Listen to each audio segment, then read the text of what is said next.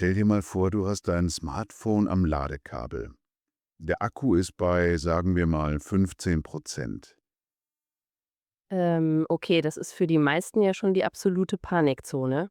Richtig. Und jetzt reißt du das Kabel einfach raus und freust dich total darüber, dass du gerade 20 Minuten Ladezeit gespart hast. Wow, ja, das ist völliger Wahnsinn, macht kein Mensch. Eben. Spätestens am frühen Nachmittag schaltet sich das Gerät ab, der Bildschirm bleibt schwarz und du bist komplett aufgeschmissen. Absolut, weil wir ja ganz genau wissen, dass das Telefon diese ununterbrochene Ladephase braucht, sonst funktioniert am nächsten Tag einfach gar nichts. Und das Verrückte ist, genau das machen wir jede verdammte Nacht mit unserem eigenen Gehirn. Oh ja, ohne mit der Wimper zu zucken. Wir knausern total beim Schlaf, wir reißen uns gewaltsam aus den Erholungsphasen und ja, wir sabotieren eigentlich unsere eigene Biologie. Und das alles nur, um irgendwie noch ein bisschen mehr Zeit aus dem Tag zu pressen, ne? Ganz genau. Und das ist unsere Mission für diesen Deep Dive heute. Willkommen an dich da draußen. Schön, dass du dabei bist. Wir knöpfen uns etwas vor, womit wir unfassbar viel Lebenszeit verbringen, aber was wir oft völlig falsch angehen. Unseren Schlaf. Ein riesiges Thema. Ja. Und unsere Notizen für diesen Deep Dive, die stammen heute aus einer ziemlich unerwarteten Ecke, muss ich sagen. Das stimmt, das fand ich auch faszinierend bei der Vorbereitung. Wir schauen uns das Thema nämlich anhand des Lech-Podcasts an. Das ist eigentlich ein Format, das dafür konzipiert ist, Deutschlernern die Sprache mit ganz simplen Sätzen näherzubringen. Und genau da liegt auch die Genialität dieser Quelle. Wie meinst du das genau? Ja, ähm, wenn man komplexe biologische oder psychologische Vorgänge auf so ein grundlegendes Vokabular herunterbrechen muss, dann verschwinden all diese Ausreden. Ah, okay, verstehe. Ja, dieser ganze Fachjargon, hinter dem wir uns gerne verstecken, der fällt weg. Und übrig bleibt die ungeschminkte, teilweise echt schmerzhafte Wahrheit über unsere katastrophalen Schlafgewohnheiten. Das ist ein super Punkt, weil die Mathematik, die wir uns da abends einreden, die ist ja auch trügerisch simpel, oder? Oh, absolut. Die Milchmädchenrechnung des Schlafs. Genau. Also wer 8 Stunden schläft, hat 16 Stunden Tag. Wer den Schlaf aber auf 5 Stunden kürzt, hat plötzlich 3 extra Stunden herbeigezaubert. 3 Stunden mehr für Serien, für Mails oder für dieses endlose Scrollen durch Social Media. Ja, dieses fast schon hypnotische Scrollen. Man glaubt dann wirklich, man hätte das System überlistet. Hat man aber nicht. Denn in diesen angeblich gewonnenen Stunden passiert in unserem Kopf das genaue Gegenteil von Produktivität. Erklär das mal kurz. Was passiert da? Also, das betrifft vor allem den präfrontalen Kortex. Das ist der Teil in unserem Gehirn, der für Problemlösungen, logisches Denken und unsere Impulskontrolle zuständig ist. Okay, und der leidet unter dem Schlafmangel. Massiv. Der fährt seine Leistung drastisch herunter. Wir arbeiten in diesem übermüdeten Zustand nicht nur messbar langsamer, wir machen auch extrem viele Fehler. Fehler, die wir am nächsten Tag dann mühsam wieder ausbaden müssen. Richtig. Und der Stresspegel steigt halt massiv an, weil der Körper permanent chemisch gegen diese natürliche Ermüdung ankämpfen muss. Das führt uns eigentlich direkt zu einem super realistischen Szenario aus unseren Unterlagen. Da geht es um Daniel. Oh ja. Daniel ist quasi das Paradebeispiel für uns alle. 5 Minuten verschnaufen. Nur 5 Minuten, der Klassiker. Ich kenne das von mir selbst ehrlich gesagt nur zu gut. Man denkt, man entspannt, weil der Körper ja still liegt. Genau, man bewegt sich nicht. Aber dann holt Daniel das Handy raus. Ja, aus den 5 Minuten wird ein halbstündiger Ausflug auf Instagram. Er wischt von Video zu Video. Und das ist der Moment, wo es kritisch wird. Aber Moment, da muss ich jetzt mal provozierend einhaken. Ist so ein bisschen Scrollen auf Instagram nicht eigentlich totale Entspannung nach einem harten Tag? Man schaltet doch ab. Was hier wirklich faszinierend ist, also neurologisch gesehen, ist das pure Aktivität fürs Gehirn. Wirklich? Obwohl ich nur da liege? Ja, dein Körper ist ruhig, aber dein Gehirn rennt in dem Moment einen Marathon. Du pumpst dein Gehirn ununterbrochen mit Dopamin voll durch diese ständigen neuen visuellen Reize. Krass. Und dazu kommen oft noch Adrenalin und Cortisol. Cortisol ist das Stresshormon, richtig? Ganz genau. Stell dir vor, Daniel ärgert sich über einen Kommentar. Oder er sieht ein wahnsinnig aufregendes Video. Das Nervensystem bekommt das unmissverständliche Signal, wir sind in Alarmbereitschaft. Ah, okay. Das heißt, anstatt langsam in die abendliche Ruhephase zu gleiten, zwingt diese Ablenkung das System in so einen künstlich hochgefahrenen Wachzustand. Exakt. Und dann geht der Abend ja noch weiter bei Daniel. Ja, er isst was, schaut noch Serien und um 23 Uhr legt er sich endlich ins Bett. Eigentlich eine gute Zeit, um zu schlafen. Eigentlich schon. Aber was macht er? Er greift wieder zum Handy. Bis 1 Uhr nachts. Und damit gibt er seinem Gehirn überhaupt keine Chance, in den Schlafmodus zu wechseln. Das grelle Licht und diese immense Informationsflut gaukeln dem Gehirn vor, es sei mitten am Tag. Und höchste Konzentration ist gefragt. Kein Wunder, dass er sich am nächsten Morgen, wenn um 6:30 der Wecker klingelt, völlig gerädert fragt, warum er so müde ist. Es ist ein selbstgemachtes Problem. Um diesen künstlichen Alarmzustand gar nicht erst entstehen zu lassen, müssen wir dem Körper klare Signale geben, dass der Tag vorbei ist. Und da haben wir in unserem Sprachkursmaterial diesen perfekten Kontrast zu Daniel. Wir lernen nämlich auch Laura kennen. Laura ist sozusagen der Anti-Daniel. Genau. Laura muss jeden Morgen um 7 Uhr raus. Aber sie beginnt ihre Abendroutine nicht erst, wenn sie schon halb ohnmächtig ins Bett fällt. Sondern sehr bewusst. Ja, sie startet um 9:30, sie legt ihre Kleidung für den nächsten Tag bereit, putzt Zähne, dimmt das Licht in der Wohnung. Das Dimmen des Lichts ist extrem wichtig, biologisch gesehen. Und das ist der absolute Gamechanger bei ihr. Sie lässt ihr Smartphone auf dem Tisch im Wohnzimmer liegen. Es kommt nicht mit ins Schlafzimmer. Ein sehr weiser Entschluss. Im Bett liest sie dann noch ein paar Seiten in einem echten, gedrückten Buch. Und wenn wir das mal mit dem großen Ganzen verbinden, durch dieses gedimmte Licht und den Verzicht auf das bläuliche Bildschirmlicht, signalisiert Laura ihrem Organismus, dass die Sonne untergegangen ist. Und dann springen die Hormone an. Genau. Die Zirbeldrüse im Gehirn fängt an, Melatonin auszuschütten, unser essentielles Schlafhormon. Der Körper versteht das als Vorbereitung auf die Nacht. Das klingt jetzt alles sehr nach militärischen Drill. Jeden Abend Punkt 21:30 Uhr. Nein, nein, so extrem ist das nicht gemeint. Es geht nicht um die genaue Minute. Auch Laura schläft nicht jede einzelne Nacht perfekt durch. Sie wälzt sich sicher auch mal hin und her. Genau. Der springende Punkt, der sie vor Daniels Erschöpfung rettet, ist diese Konstanz, der Rhythmus. Unser Körper ist ein hochkomplexes System, das Muster extrem liebt. Rhythmus ist das Stichwort. Wenn man sich unter der Woche so einen stabilen Rhythmus aufgebaut hat, dann ist es ja fast schon tragisch, wie wir ihn am Wochenende mutwillig wieder einreißen. Oh ja, Die berühmte Wochenendfalle. genau. Am Freitagabend lockt das freie Wochenende. Man bleibt bis 2 oder 3 Uhr morgens wach. Weil man ja nicht früh rauf muss. Richtig. Am Samstag schläft man dieses Schlafdefizit dann scheinbar weg und bleibt bis zum späten Vormittag im Bett liegen. Und das rächt sich dann am Samstagabend. Absolut. Am Samstagabend ist man logischerweise hellwach. Man zieht die Nacht wieder in die Länge.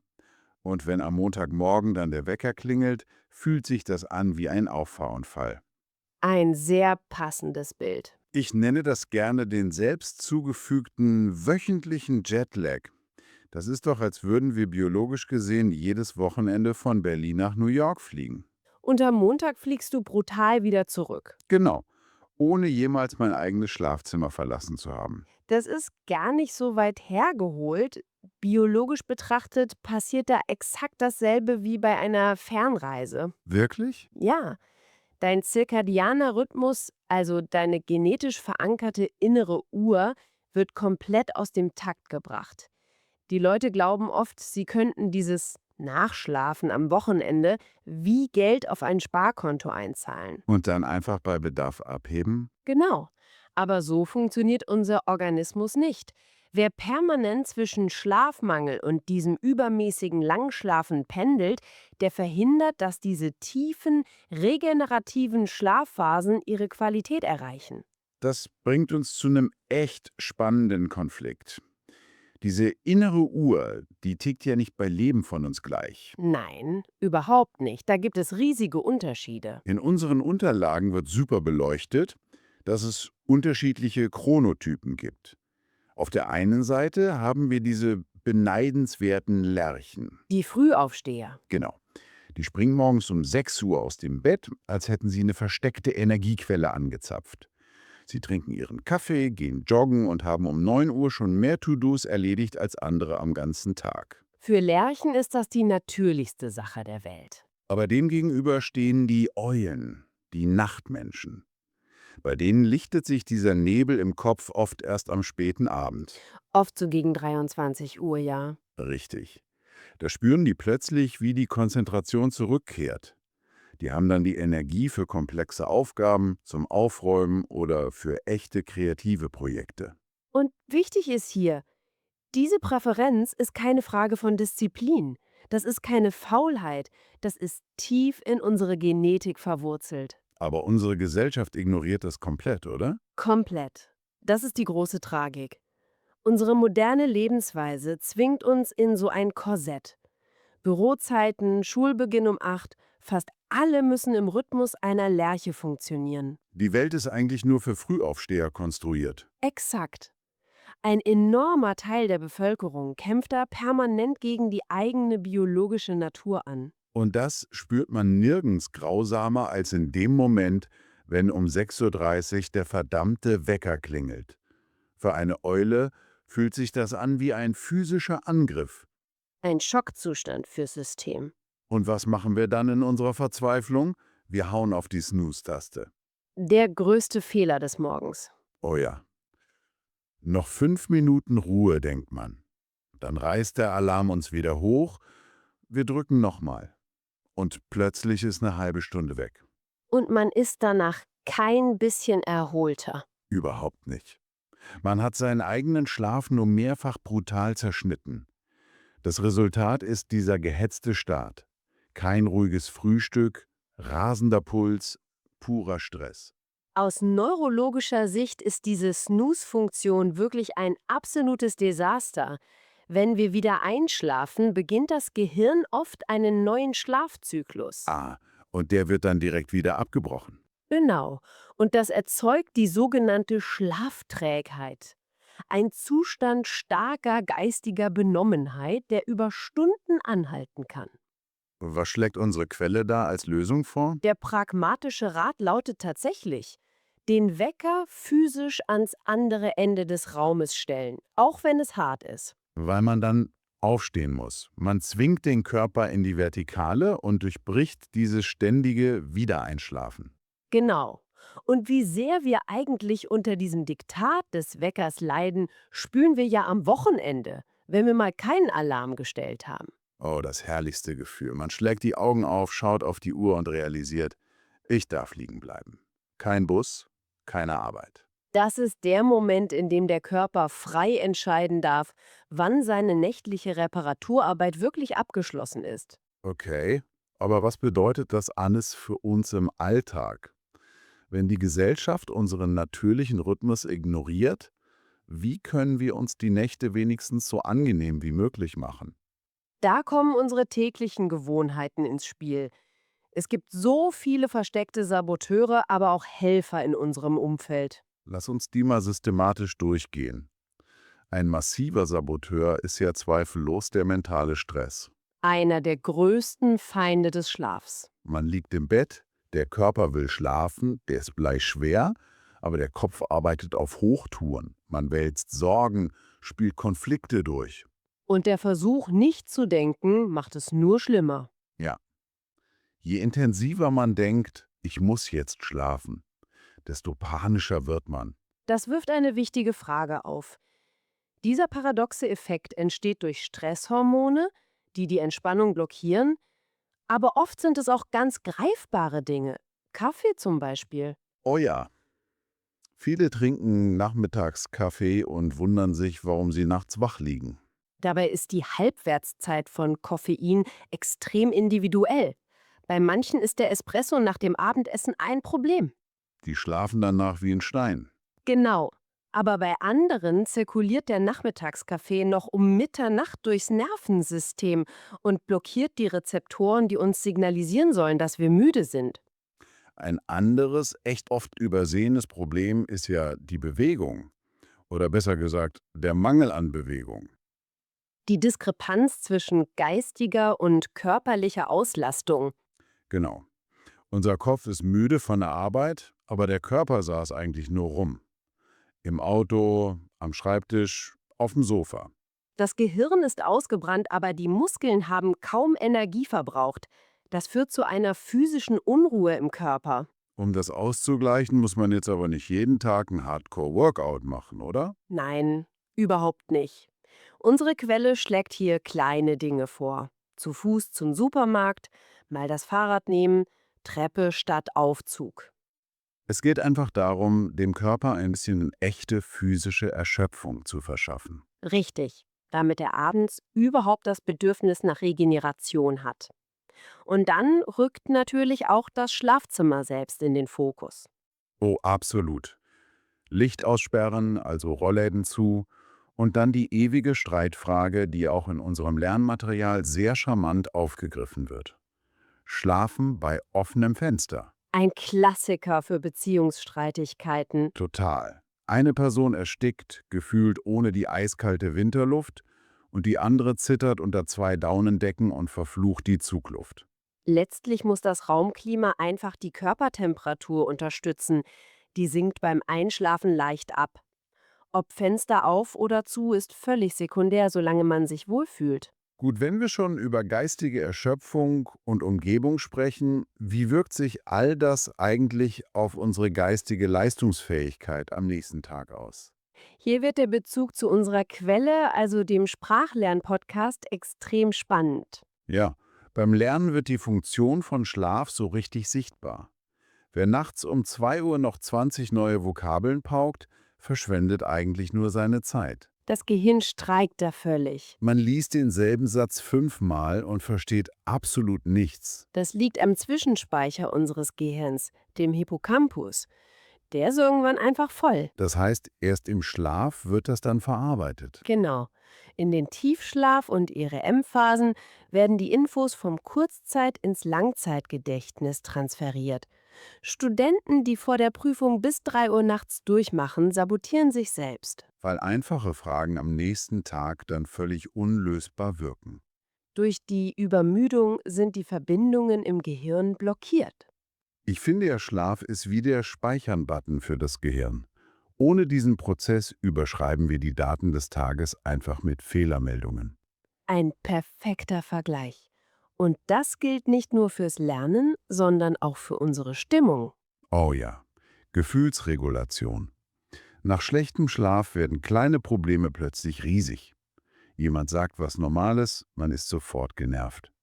Der Bus hat 5 Minuten Verspätung und der innere Vulkan bricht aus. Genau. Nach gutem Schlaf ist das Problem zwar immer noch da, aber man reagiert viel ruhiger. Wie kommt das?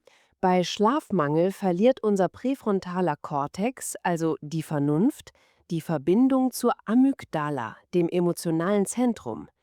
Wir reagieren dann völlig ungefiltert auf Reize. Ich musste dabei unsere Notizen so lachen. Der Leicht-Podcast lehrt ja explizit Sätze wie „Ich bin müde". Ja, Und um diesen Satz wirklich im Gedächtnis zu speichern, muss man paradoxerweise genau das bekämpfen, was der Satz aussagt. Man muss das Heft zuklappen und schlafen gehen. ein tolles Paradoxon. Das zeigt eben, dass Wissen nur dann wertvoll ist, wenn man es auch anwendet. Womit wir bei der Magie der kleinen Schritte wären. Richtig. Wir dürfen uns jetzt nicht mit einem unrealistischen Perfektionismus überfordern. Wenn wir nochmal an Daniel vom Anfang denken. Er krempelt jetzt nicht sein ganzes Leben an einem Tag um. Das würde auch nicht funktionieren. Er ändert eine kleine Sache. Er legt das Handy um 23 Uhr auf den Schreibtisch, weit vom Bett. Und die ersten Tage sind natürlich schwer. Purer Entzug. Er will danach greifen, aber er bleibt liegen. Er hält die Reibung aus. Und bald schläft er früher ein. Später reduziert er dann vielleicht den Kaffee am Abend oder geht noch spazieren. Kernbotschaft. Keine perfekte neue Routine ist nötig. Kleine Gewohnheiten reichen. Schlaf ist keine Zeitverschwendung, er ist das Fundament des Lebens. Das ist die mächtigste Veränderung, die wir vornehmen können. Wenn wir das alles mal zusammenfassen, die beste Entscheidung des Abends ist oft erschreckend simpel. Handy weg, Licht aus, Augen zu. So einfach und doch so schwer. Ich reiche die Fragen aus unserer Quelle hier direkt an dich da draußen weiter. Wie viele Stunden schläfst du normalerweise? Springst du morgens hellwach aus dem Bett oder brauchst du erstmal einen Kaffee, um überhaupt zu funktionieren? Und während du darüber nachdenkst, lass uns das Ganze noch einen Schritt weiter denken. Wir haben heute gehört, wie extrem sich natürliche Rhythmen, also Lerchen und Eulen, von starren Arbeitszeiten unterscheiden. Ja, Stell dir vor, wir würden in einer Welt leben, in der Unternehmen ihre Arbeitszeiten nicht nach der Stechuhr, sondern strikt nach dem biologischen Chronotyp ihrer Mitarbeiter ausrichten müssten. wow, okay. Wie stark würde das nicht nur unsere Wirtschaftsleistung, sondern auch unsere gesamte gesellschaftliche Gesundheit revolutionieren? Ein wahnsinnig faszinierender und provokanter Gedanke zum Abschluss. Denk mal drüber nach und danke, dass du heute wieder dabei warst. Wir hören uns bei der nächsten Analyse. Bis dann, schlaf gut.